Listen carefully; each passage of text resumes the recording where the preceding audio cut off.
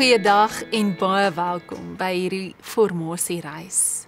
'n Tyd waar ons die Here vra om ons daders van sy woord te maak. En dit beteken, hoe leef ek hierdie woord wat hy vir my gee?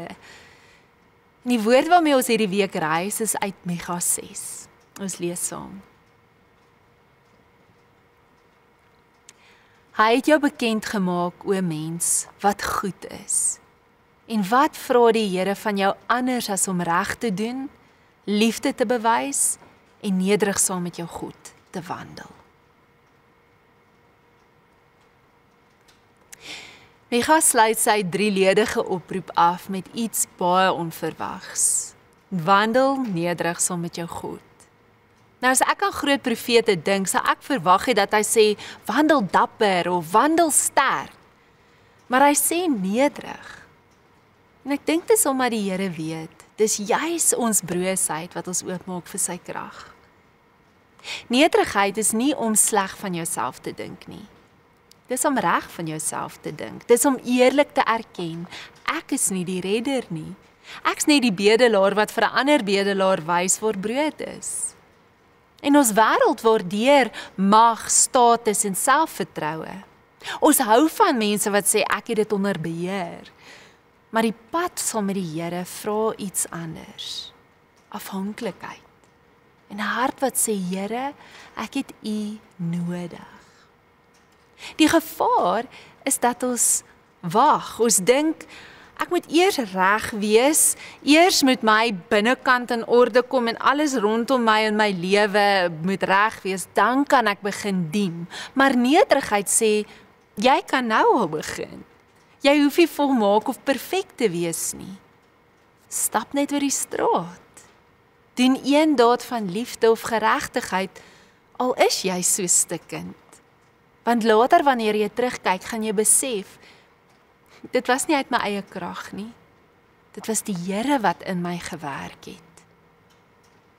Selfs jou pyn, selfs jou verlede, diskwalifiseer jou nie. Paulus hoor Jesus sê, my genade is vir jou genoeg. Dis in jou swakheid dat sy krag volmaak word. En nederigheid is dis nie om passief te wees nie. Dis om in beweging te bly, maar altyd afhanklik. En as jy so begin leef, brand jy nie uit nie. Want jy dra nie die las alleen nie. Jy stap nie vir God, namens God nie. Nee, jy stap saam met hom. So ek het 'n uitnodiging vandag vir jou. Hoe sou dit lyk as jy meer bewus saam met die Here sou stap? Nie voor hom uit nie, nie agter hom nie, maar langs hom. En kan ek jou uitnooi om iets simbolies te doen? Gaan stap dalk oor die straat, of gaan stap dalk verby die gange van jou kantoorblok na die volgende afdeling. En as jy die moed het, groet 'n buurman, of wees teenwoordig vir die persoon wat normaalweg jy net verby sou gestap het. En soos jy dit doen, doen jy 'n gebed in aksie, waar jy sê, Here, ek wandel met U. En dan, aan die einde van jou dag, skryf dalk neer, soos jy reflekteer, waar het ek die Here vandag ontdek, toe 'n klein tree van nederigheid saam met hom geneem het, en saam met hom gewandel het. Kom ons bid saam. Here, ons bely net weer ons afhanklikheid teenoor U.